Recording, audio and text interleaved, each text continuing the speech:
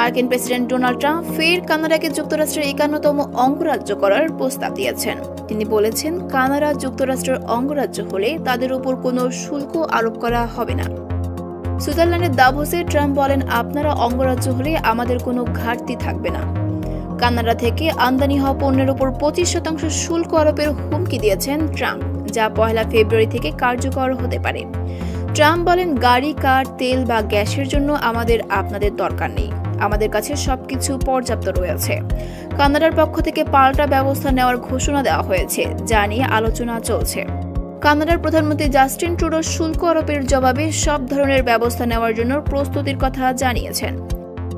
দুই দেশের মধ্যে এই উত্তেজনা ট্রাম্প প্রশাসনের সময় নতুনভাবে দেখা দিয়েছে।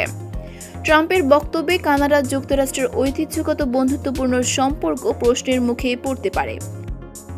বিষয়টি নিয়ে আন্তর্জাতিক মহলেও আলোচনা শুরু হয়েছে।